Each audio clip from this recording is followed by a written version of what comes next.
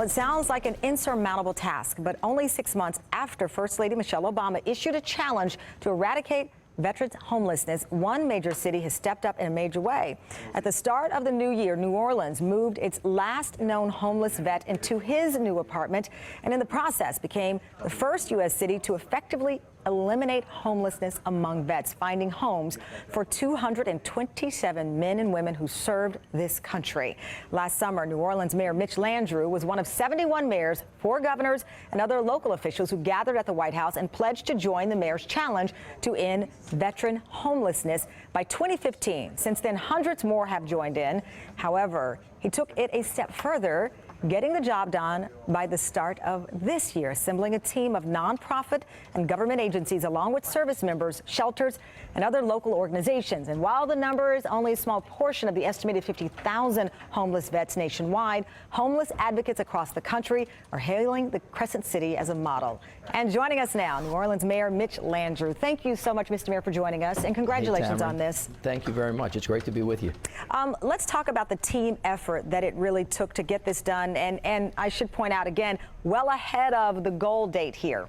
Well, a couple things. First of all, you know, we have a sacred obligation. We always say we're never going to leave a soldier on the battlefield.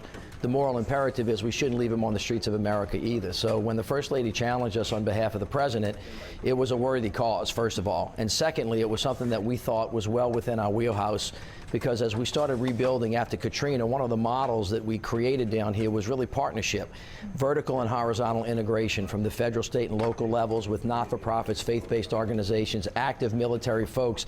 Everybody came to the table, and it couldn't have gotten done without everybody's help, and of course without the cooperation of the veterans. So we're really pleased about it. There's a lot of work that we still have to do.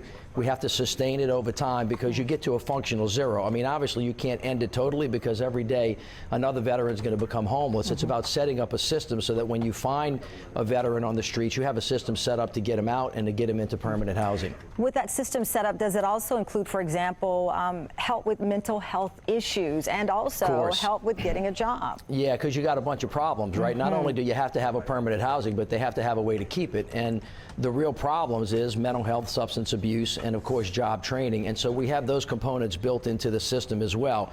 It's not fail-proof yet. We continue to work on it. But when we started with our point-in-time survey, we had about 197 veterans that we found. And by the way, with active military going out on the streets and helping us as well. Wow. We've actually housed about 226 of them. So now the challenge is going to be to make sure that it's sustainable over a long period of time, that they have the mental health services. But if the nation really means this, of course we have to put the resources in place to make that happen. So we had the Veterans Administration, we had the Housing Department, we had vouchers. It doesn't come without a cost, and of course it can't get done without cooperation. But I'm really pumped up about our team. They did a great job. They stepped forward, they took the challenge, and we reached out to the other mayors and said, look, certainly if we can do this in New Orleans, you can do it across the country. And what advice did you give to those other mayors? Because to your point, we're looking around 200, 230 vets in your area. That, listen, one is too many, but you have other cities, larger cities, who have more vets who are homeless that they need to help. What is the one bit of advice you think you could trickle down to New York, trickle up, I should say, geographically to New York and other parts of the country? I would say coordination and partnership, and also making it a moral imperative, having an identifiable time within which you want to do it, and then demanding that everybody come to the table and help break down the stovepipes that exist between and amongst all the federal agencies, state agencies. And by the way, you can't do this without the private sector, the philanthropic community, the faith-based community, and not-for-profits. They were all really a very important part of this process. And Mayor, I've got to transition. As you know, people from around the world will be traveling to your great city that I'm very fond of, as you know, for Mardi Gras coming up. And I know that recently there was a protest. Residents who are concerned about crime in the French Quarter. Murder is down in New Orleans, but violent crime is on the rise. And some have said that this is as scary as they remember as it relates to the quarter, and that people are nervous and tired. What do you say to those residents who are concerned at this point? Well, first of all, violent crime is a problem across all of America. Every major city has it. And of course, we have too much of our share of it in the city of New Orleans. During Mardi Gras, as you know, it's the safest time to be in New Orleans. We have police officers all over the place. It's a very safe place to be. We continue to struggle as every other city does. Now, on the good side of it, our murder rate is as low as it's been since 1971. On the other side of it, we're having an uptick in violent crime right now, and our police officers are committed to make sure that the city's safe. So I think we're going to be okay.